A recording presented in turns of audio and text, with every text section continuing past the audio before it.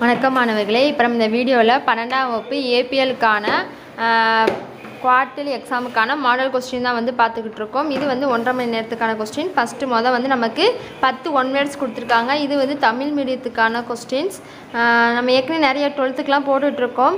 அதெல்லாம் பார்க்கலன்னா நம்ம சேனலில் இருக்கும்போது பார்த்துக்கோங்க.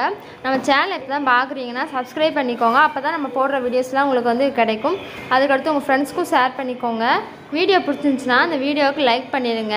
அடுத்து உங்களுக்கு வேறு ஏதாவது பாடத்துக்கு இதை மாதிரி கொஸ்டின்ஸ் வேணுன்னா நீங்கள் கீழே கமெண்ட் பண்ணிங்கன்னா உங்களுக்கு நான் அடுத்த வீடியோவில் வந்து அதுக்கான ஆன்சரை வந்து நான் உங்களுக்கு அதுக்கான கொஸ்டின் வந்து நான் உங்களுக்கு போடுவேன்.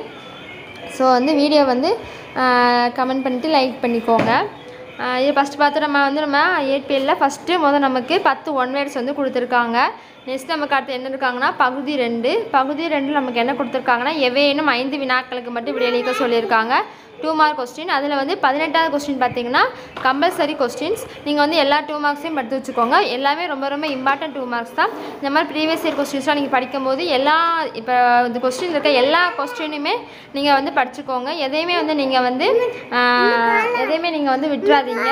அப்படின்னா தான் வந்து உங்களுக்கு எல்லா கொஸ்டினும் அட்டன் பண்ணுற மாதிரி இருக்கும். இப்போ வந்து நமக்கு இதில் 8 கொஸ்டின் இருக்குன்னா இதுலேருந்து கண்டிப்பாக ஒரு 5 கொஸ்டின் வந்துடும். அப்படின்னா நீங்கள் வந்து இப்போ குவார்ட்டர்லி எக்ஸாம்னா அந்த 5 கொஸ்டின் நீங்கள் ஃபுல்லாக எழுதுகிற மாதிரி இருக்கும். ஸோ வந்து நீங்கள் எந்த கொஸ்டினுமே ஒமிட் பண்ணாமல் இந்த மாதிரி ப்ரீவியஸ் இயர் கொஸ்டின் படிக்கும்போது அதுக்கு எல்லா கொஸ்டினுமே படிச்சு வச்சிட்டிங்கன்னா தான் உங்களுக்கு ரொம்ப நல்லது. அடுத்து 3 மார்க் கொஸ்டினும் அதே மாதிரி தான் 5 வினாக்கள் கூட சொல்லியிருக்காங்க. அதில் 26வது கொஸ்டின் கம்பல்சரி கொஸ்டின்ஸும் கொடுத்துருக்காங்க. அதே மாதிரி நீங்கள் இதில் இருக்க எல்லா கொஸ்டினுக்குமே ஆன்சர் வந்து படிச்சுக்கோங்க. அடுத்து பகுதி 4 பார்த்தீங்கன்னா அனைத்து வினாக்களுக்கு விடையெளி தான். 5 மார்க் கொஸ்டின்ஸு மொத்தம் வந்து 3 கொஸ்டின் சொல்லியிருக்காங்க.